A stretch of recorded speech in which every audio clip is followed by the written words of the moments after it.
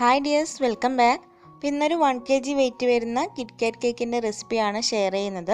അപ്പോൾ ഇത് സാധാരണ കാണുന്ന ആ ഒരു കിറ്റ്കാറ്റ് കേക്കിൻ്റെ മോഡലിലല്ല ചെയ്തിട്ടുള്ളത്.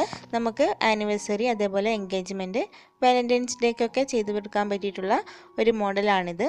അപ്പോൾ നമുക്കിനി വീഡിയോയിലേക്ക് പോകാം. അപ്പോൾ അതിന് മുമ്പ് ചാനൽ സബ്സ്ക്രൈബ് ചെയ്യാതെ വീഡിയോ കാണുന്നവരുണ്ടെങ്കിൽ പ്ലീസ് ഒന്ന് സബ്സ്ക്രൈബ് ചെയ്ത് സപ്പോർട്ട് ചെയ്യണം. അപ്പോൾ സബ്സ്ക്രൈബ് ചെയ്യുന്നതിനോടൊപ്പം തന്നെ തൊട്ടടുത്തുള്ള ബെല്ലൈക്കൺ കൂടി ക്ലിക്ക് ചെയ്ത് അതിൽ ഓൾ എന്ന ഓപ്ഷനിൽ തന്നെ ആണെന്ന് ഉറപ്പ് വരുത്തുക. എന്നാൽ മാത്രമേ ഞാൻ വീഡിയോസ് ഇടുമ്പോൾ നിങ്ങൾക്ക് കറക്റ്റായിട്ട് നോട്ടിഫിക്കേഷൻ കിട്ടുള്ളൂ. അപ്പോൾ ആദ്യം കേക്കിന് വേണ്ടിയിട്ടുള്ള ഫ്ലോറൊക്കെ ഇവിടെ അരിച്ച് വെച്ചിട്ടുണ്ട്.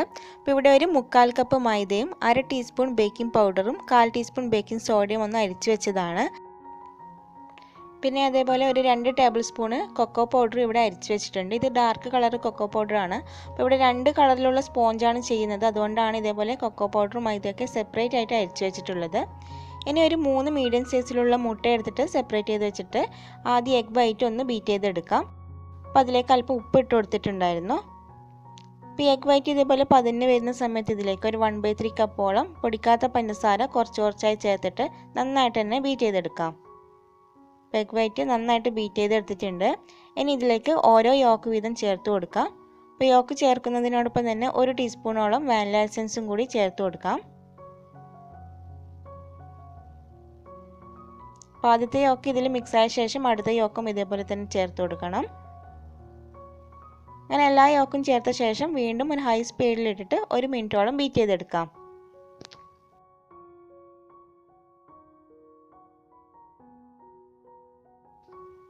ഇനി ഇതിലേക്ക് ഒരു 3 ടേബിൾ സ്പൂൺ ഓയിൽ ചേർത്ത് കൊടുക്കാം. അപ്പോൾ ഓയിൽ ചേർക്കുമ്പോൾ ഏറ്റവും ലോ സ്പീഡിലിട്ടിട്ട് ജസ്റ്റ് ഒന്ന് ബീറ്റ് ചെയ്തിട്ട് ബീറ്റർ ഓഫ് ചെയ്യാം.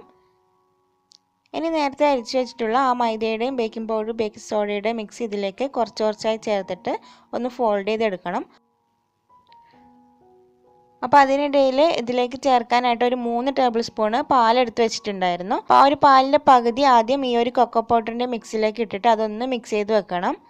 അതിനുശേഷം ബാക്കിയുള്ള പാലാണ് ആ ഒരു ബാറ്ററിലേക്ക് ഒഴിച്ചു കൊടുക്കുന്നത്. ഇനിയിപ്പോൾ നിങ്ങളുടെ കയ്യിൽ റെഡ് വെൽവെറ്റിൻ്റെ ക്രംസ് ഉണ്ടെങ്കിൽ അത് വെച്ചിട്ട് മുകളിൽ ഇട്ട് കൊടുത്താൽ മതി. അപ്പോൾ ഇങ്ങനെ സെപ്പറേറ്റ് ചെയ്തിട്ട് എടുക്കേണ്ട ആവശ്യമില്ല.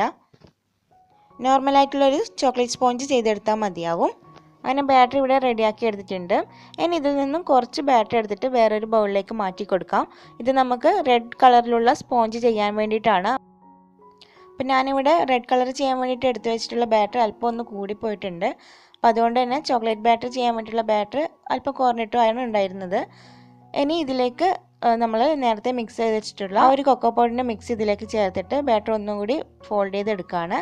അതിനുശേഷം ഒരു 7 ഇഞ്ച് മോൾഡിലേക്ക് ഇത് ഒഴിച്ചു കൊടുത്തിട്ട് നന്നായിട്ട് ടാപ്പ് ചെയ്ത് പ്രീ ഹീറ്റ് ചെയ്ത് വെച്ചിട്ടുള്ള ഓവനിൽ ഒരു 25 മിനിറ്റ് ബേക്ക് ചെയ്തെടുക്കാം. അപ്പോൾ നേരത്തെ എടുത്തു വെച്ചിട്ടുള്ള ആ ഒരു ബാറ്ററിൽ റെഡ് കളർ ചേർത്തിട്ട് അതൊന്ന് മിക്സ് ചെയ്തെടുക്കുകയാണ്. അതിനുശേഷം ഇതേപോലെ ഒരു നോൺ സ്റ്റിക്കിൻ്റെ പാൻ എടുത്തിട്ട് അതിൻ്റെ താഴെ കുറച്ച് ഓയിൽ ബാറ്ററി കൊടുത്തിട്ടുണ്ട്. ഇനി ഈ ബാറ്റർ ഒഴിച്ച് കൊടുത്തിട്ട് നന്നായിട്ട് ടാപ്പ് ചെയ്ത് ലോ ഫ്ലെയിമിൽ വെച്ചിട്ട് ഒരു 3-4 മിനിറ്റ് ബേക്ക് ചെയ്തെടുക്കാം. അപ്പോൾ ആ ഒരു സ്പോഞ്ച് ഇവിടെ ബേക്കായി വന്നിട്ടുണ്ട്. ഇത് ചൂടാറിയ ശേഷം മിക്സിയിലിട്ടിട്ട് നന്നായിട്ട് പൊടിച്ചെടുക്കണം.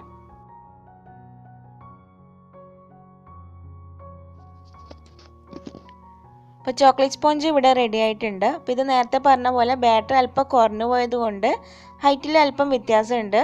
അതുമാത്രമല്ല ടിന്ന് വെക്കുന്ന സമയത്ത് എൻ്റെ കയ്യിൽ നിന്നും അല്പം ഒന്ന് ചെരിഞ്ഞു പോയിട്ടുണ്ട്. അതുകൊണ്ട് തന്നെ ഒരു സൈഡ് അല്പം ഹൈറ്റിൽ കുറഞ്ഞിട്ടാണ് കിട്ടിയിട്ടുള്ളത്.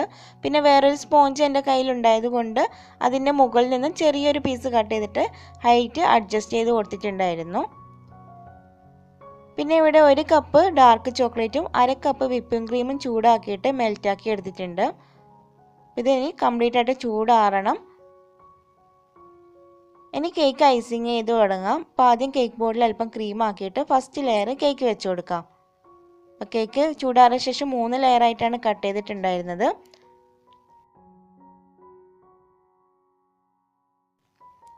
അപ്പോൾ കേക്ക് വെറ്റ് ചെയ്ത ശേഷം അതിന് മുകളിൽ ക്രീം വെച്ച് ഒന്ന് സ്പ്രെഡ് ചെയ്ത് കൊടുക്കാം. ഇവിടെ 1 കപ്പ് റിച്ചിൻ്റെ ക്രീമാണ് ബീറ്റ് ചെയ്ത് എടുത്തിട്ടുണ്ടായിരുന്നത്. അതിലേക്ക് നമ്മൾ തയ്യാറാക്കിയിട്ടുള്ള ആ ഒരു ചോക്ലേറ്റ് ഗനാഷിൽ നിന്നും കുറച്ച് ചേർത്തിട്ട് അതൊരു ചോക്ലേറ്റ് ക്രീം ആക്കി മാറ്റിയിട്ടുണ്ടായിരുന്നു. അതിന് മുകളിൽ കുറച്ച് ഗനാഷ് ആക്കി കൊടുക്കാം. പിന്നെ ഒരു 3 കിറ്റ്കാറ്റിൻ്റെ ബാർ ഇതേപോലെ ചെറിയ പീസാക്കിയിട്ട് കട്ട് ചെയ്ത് വെച്ചിട്ടുണ്ടായിരുന്നു. അതിൽ നിന്നും പകുതി ഈ ഒരു ലെയറിൽ ഇട്ട് കൊടുക്കാം. അതിനുശേഷം അടുത്ത ലെയറും ഇതേപോലെ തന്നെ ചെയ്തെടുക്കാം. ഈ ഒരു ലെയറിൽ നേരത്തെ പറഞ്ഞ പോലെ തന്നെ ചെറിയൊരു പീസ് സൈഡിൽ വെച്ച് കൊടുത്തിട്ടുണ്ട്.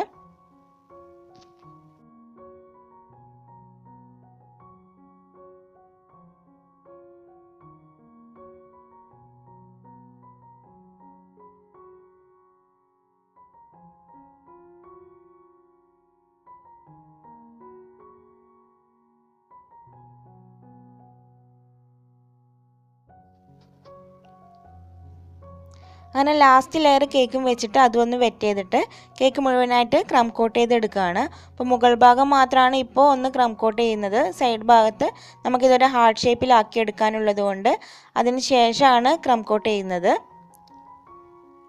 അപ്പോൾ ആദ്യം ഇതേപോലെ ഒന്ന് മാർക്ക് ചെയ്തിട്ട് നമുക്ക് സൈഡ് ഇതേപോലെ ഒന്ന് കട്ട് ചെയ്തെടുക്കാം. ഹാർട്ട് ഷേപ്പിൽ ചെയ്യുന്ന കേക്കിൻ്റെ വീഡിയോ ഇതിന് മുമ്പ് ഷെയർ ചെയ്തിട്ടുണ്ട്. അപ്പോൾ അത് കാണാത്തവരുണ്ടെങ്കിൽ അതൊന്ന് കണ്ടു നോക്കുക. അപ്പോൾ ഹാർട്ട് ഷേപ്പ് മോൾഡ് ഇല്ലെങ്കിലും നമുക്ക് പെർഫെക്റ്റ് ആയിട്ട് തന്നെ ഹാർട്ട് ഷേപ്പ് കേക്ക് ചെയ്തെടുക്കാൻ വേണ്ടി പറ്റും. അപ്പോൾ ആ ഒരു കട്ട് ചെയ്ത പീസ് ഇതേപോലെ മുകൾ വശത്തേക്ക് ഇതേപോലെ വെച്ച് കൊടുത്തിട്ട് അവിടെ ഒന്ന് പ്രസ് ചെയ്ത് കൊടുക്കണം.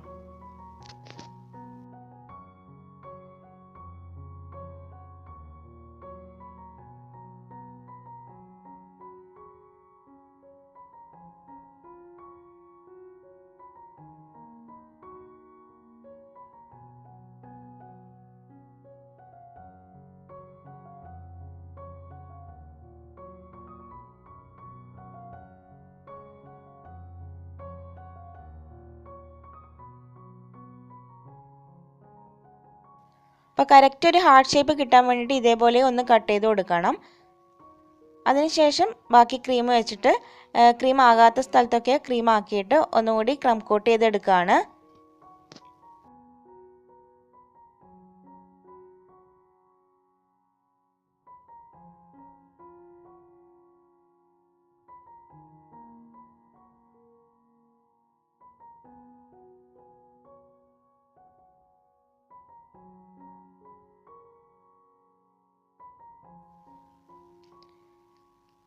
ഇനി ഇതൊരു 10 മിനിറ്റ് ഫ്രീസറിൽ വെച്ചെടുക്കാം. അതിനുശേഷം ബാക്കി ക്രീം വെച്ചിട്ട് മുഴുവനായിട്ട് തന്നെ ക്രീം വെച്ചിട്ട് കവർ ചെയ്തെടുക്കാം. അപ്പം അതിനിടയിൽ കേക്ക് ബോർഡ് ഒന്ന് മാറ്റി കൊടുത്തിട്ടുണ്ട്.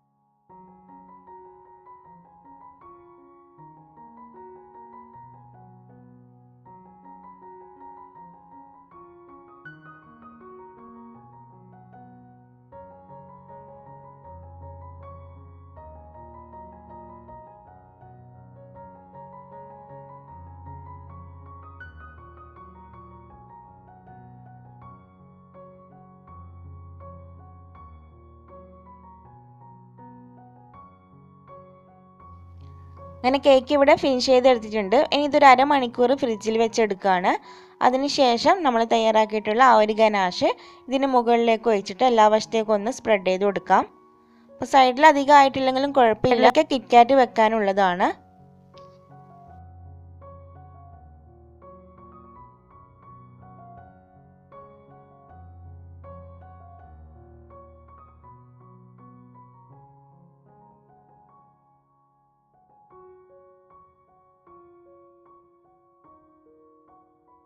അപ്പോൾ കിറ്റ്കാറ്റ് കേക്കിൻ്റെ വെയിറ്റ് നമ്മൾ കാൽക്കുലേറ്റ് ചെയ്യുന്നത് ഇതേപോലെ ഗനാഷ് ഒഴിച്ചതിന് ശേഷമുള്ള വെയിറ്റ് ആണ്, അല്ലാതെ കിറ്റ്കാറ്റും കൂടി വെച്ചിട്ടുള്ള വെയിറ്റ് അല്ല. നമ്മൾ എന്തായാലും ഈ ഒരു കേക്കിന് കിറ്റ്കാറ്റിൻ്റെ റേറ്റും കൂടി ആഡ് ചെയ്തിട്ടാണ് റേറ്റ് വാങ്ങുന്നത്. ഈ ഒരു കേക്ക് ഗനാഷ് ഒഴിച്ചതിന് ശേഷം കറക്റ്റ് 1 kg ഉണ്ടായിരുന്നു. അപ്പോൾ അതിൻ്റെ വീഡിയോ എനിക്ക് എടുക്കാൻ വേണ്ടി പറ്റിയില്ല. ഇനി ഇത് വീണ്ടും ഒരു 10 മിനിറ്റ് ഫ്രിഡ്ജിൽ വെച്ചെടുക്കും. അതിനുശേഷം നമ്മൾ നേരത്തെ പൊടിച്ചു വെച്ചിട്ടുള്ള റെഡ് കളറിലുള്ള സ്പോഞ്ച് ഇതിന് മുകളിൽ അരിപ്പയിലൂടെ അരിച്ചിട്ട് കൊടുക്കാം.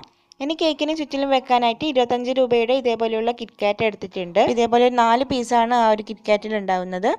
അത് ഇതേപോലെ സൈഡിലായിട്ട് വെച്ച് കൊടുക്കാം. ഈ ഒരു കേക്കിൻ്റെ ഫില്ലിങ്ങിലും അതേപോലെ ചുറ്റിലും വെക്കാനായിട്ട് 10 പാക്ക് 25 രൂപയുടെ കിറ്റ്കാറ്റാണ് യൂസ് ചെയ്തിട്ടുള്ളത്. അപ്പോൾ കിറ്റ്കാറ്റ് വെച്ചതിന് ശേഷം സൈഡിൽ ഇതേപോലെ ഒരു റിബൺ വെച്ച് കെട്ടിക്കൊടുത്തിട്ടുണ്ട്.